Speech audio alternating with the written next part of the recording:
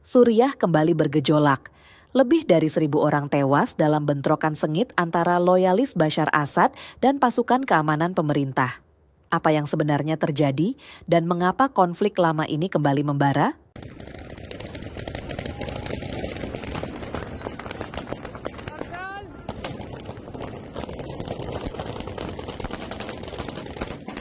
Semua bermula dari sebuah serangan mendadak. Kamis lalu, sekelompok loyalis mantan Presiden Bashar Assad yang berasal dari komunitas Alawite menyergap patroli keamanan Suriah di dekat kota pelabuhan Latakia. Serangan ini memicu pertempuran besar yang dengan cepat meluas ke berbagai kota di pesisir barat Suriah. Kelompok ini bahkan berhasil merebut Qardaha, kota kelahiran Bashar Assad. Pemerintah langsung mengerahkan pasukan tambahan untuk merebut kembali wilayah tersebut. Laporan dari Syrian Observatory for Human Rights menyebutkan sedikitnya 745 warga sipil tewas dalam serangan ini, sebagian besar akibat tembakan brutal. Selain itu, 125 anggota pasukan keamanan dan 148 militan pro-Assad juga terbunuh. Namun kantor berita AP sejauh ini belum bisa mengonfirmasi persisnya jumlah korban. Situasi semakin parah ketika listrik dan pasokan air di wilayah sekitar Latakia terputus, membuat ribuan warga terperangkap dalam kondisi yang sangat berbahaya. Kementerian Pertahanan Suriah mengatakan bahwa pasukan keamanan dalam jumlah besar telah memulihkan ketenangan di seluruh provinsi pesisir saat pertempuran meluas selama akhir pekan.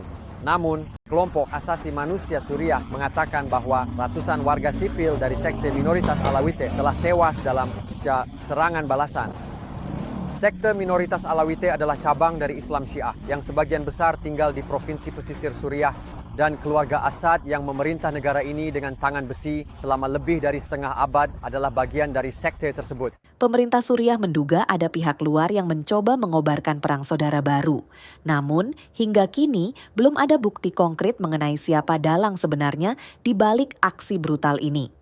Presiden sementara Suriah, Ahmad al-Shara'a, mengecam kekerasan yang terjadi. Ia menegaskan bahwa pihaknya tidak akan membiarkan kelompok loyalis Assad menyeret negara ini kembali ke perang saudara.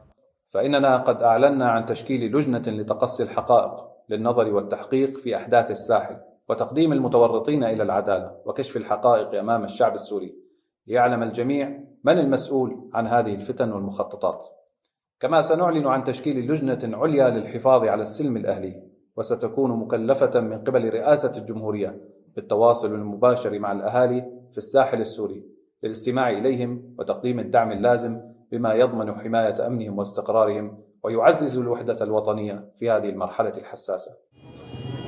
لا للإجرام، لا للإجرام، لا للقتل، لا للقتل. الشعب السوري واحد، الشعب السوري واحد، الشعب السوري واحد، الشعب السوري واحد. Sementara itu, para aktivis di Damaskus menggelar aksi protes damai menuntut pertanggungjawaban atas pembantaian yang terjadi. Situasi di Suriah masih terus berkembang dengan pertempuran yang belum menunjukkan tanda-tanda mereda.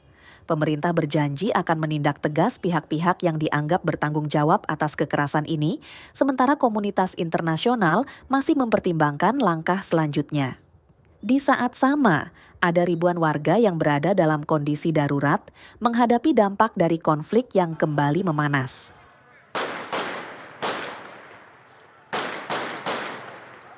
Masa depan negara ini kembali dipertaruhkan.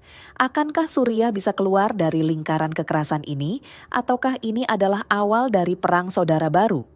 Pantau terus perkembangan di Suriah bersama saya Nadira, presenter Artificial Intelligence dari TV One AI.